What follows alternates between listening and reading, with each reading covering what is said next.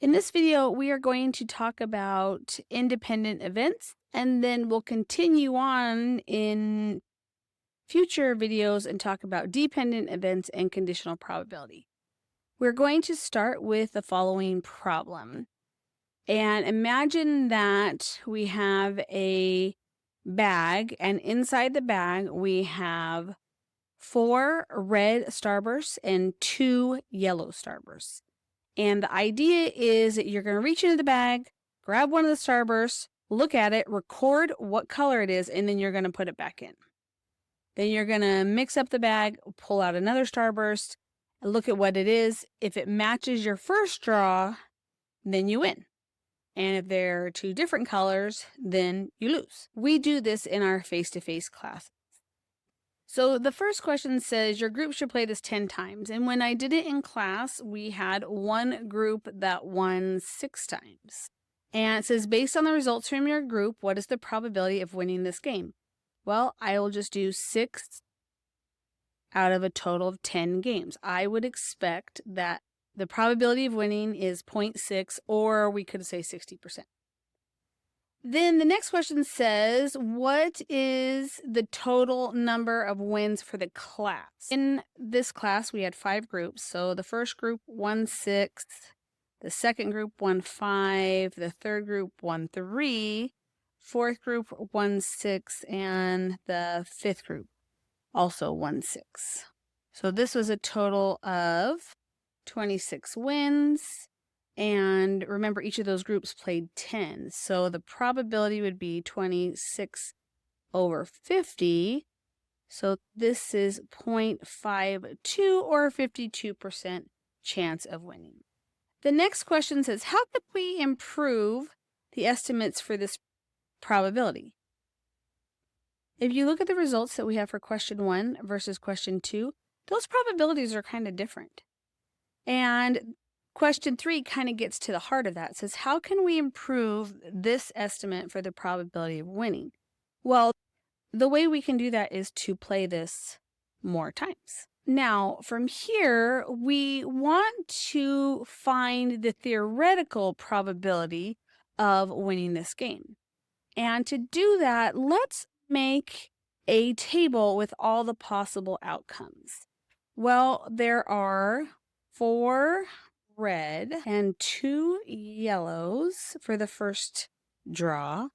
And for the second draw, there are also 4 red and 2 yellows. I could use each row and each column to determine the outcome. So this will be red, red, red, red, red, red, red for the first 4 cells, and then red, yellow, red, yellow. And this exact sequence will repeat for the next 3 rows. Then for the 5th row, the first 4 are going to be yellow, red, since yellow is drawn for the first draw. Then the last 2 cells will be yellow, yellow, and then this whole sequence will repeat for row 6. So question A says, circle the outcomes of both red. So if we get double reds, then those are considered wins. What is the probability of winning with 2 red? Well, I just circled the 16 possible outcomes of red, red, and there is a total of 36 outcomes. So that'll be 1636, which simplifies to be 4/9. And this is approximately equal to 0.444 if you prefer a decimal.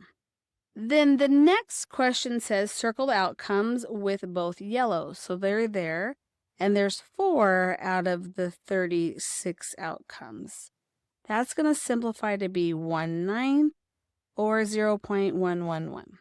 Now, if I want to find the true probability of winning, I would just add these 2 together to get 4/9 plus 1/9. This is going to be 5/9 is the probability of winning. This is approximately equal to 0.556. And you're not responsible for this last question, finding the probability of winning. However, I just wanted to use this value to compare it to what we did when we were doing the experiment. So we are getting closer when we have a bigger sample size to the true probability of winning. Now, as we've done in previous videos where we start with a problem, I'm going to now add some math notation and some math notes here. To get our experimental probability to match what we have down here, we stated that we need to play the game more. Well, this is the law of large numbers that we learned in a previous section. Then down here, we figured out the outcomes by writing them all out completely. Another way we could do is doing the multiplication rule for independent events. So let's think about this. We want to find the probability that the first draw was red and that the second draw was also red. Well, think about that bag that had our 4 reds and 2 yellows. So the probability of drawing a red would be 4 out of 6 for the first draw. And we pulled out that starburst, we looked at it, and we put it back in the bag. So then the second time, this would be also 4/6 chance of drawing a red. And when I multiply those together, I get 16/36. Hey, isn't that exactly what I figured out for the outcomes? Now, for the probability of drawing 2 yellow, so probability that the first is yellow and then the second is also yellow, this is going to be the probability that the first starburst is yellow. Think about what we have. The bag has 4 red, 2 yellows. So there's 2 out of 6 times. Now we took the starburst, we put it back in, and now we're going to multiply it by drawing out a yellow again. Well, there's still 2 starbursts out of a total of 6, and I'm going to multiply that together. 2 times 2 is 4, 6 times 6 is 36, and I have the same thing again. So let's add some definitions and a formula. So first, independent events for 2 events A and B.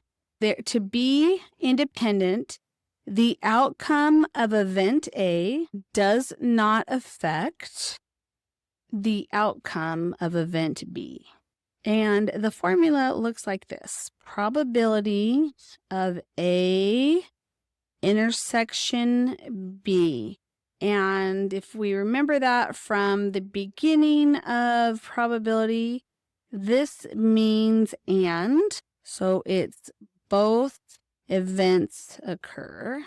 So the probability of A and B is going to equal the probability of event A times the probability of event B.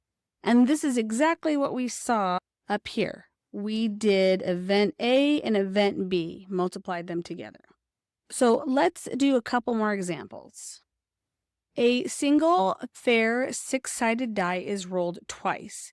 What is the probability of rolling a 5 on the first time and a 1 on the second time? Well, let's look at this problem. Why is it independent? It is independent because if I roll that die once, whatever comes up has absolutely no effect on what happens the second time I roll it. They are completely independent events. So this will be the probability of rolling a 5 first and rolling a 1 second. Now, if you do not care for this notation, we can call this probability of A and B. And we just need to define them over here. A is going to be rolling a 5 first, and B is going to be rolling a 1 second. It's really just a matter of preference how you want to write it. This is going to equal the probability of rolling a 5 times the probability of rolling a 1. If you are using this other notation, probability of A times probability of B. And then either way, this is going to equal 1/6, that's the probability of rolling a 5, times 1/6. So multiplication of fractions, we just multiply straight across. We don't need a common denominator when we're doing multiplication, so the numerator is 1 and the denominator is 36. And if you want to turn that into a decimal, feel free to throw it into your calculator. All right, then the last problem says, you draw one card from a 52 card deck, then the card is replaced into the deck. So the sample space does not change because we're going to take the card, look at it, write it down, put it back in the deck, and shuffle it again. Find the probability of drawing a jack the first time and a club the second time. All right, so probability of jack and then a club. If you want to do probability of A and B, you are welcome to do that. We're going to define A as drawing a jack, and then B is going to be drawing a club. Either way, we need the probability of getting a jack. And if you don't have a deck of cards memorized, it's okay. There is a printout of this on Canvas, or you can easily just do a Google search for a deck of cards. We see that we have 4 jacks, so 4 50-seconds, times then the probability of a club. So these here are all clubs. So there's 13 out of 52. So 13 50-seconds times 13 50-seconds. And then multiplying is so lovely with fractions. We're just going to multiply straight across. And we get 52 over 2,704. And this simplifies to be 1 52nd. So that is independent events. Go ahead and do the check your understanding problems. And while you're doing them, really keep in mind, why are these independent? That's going to help you if you can identify that for the coming sections.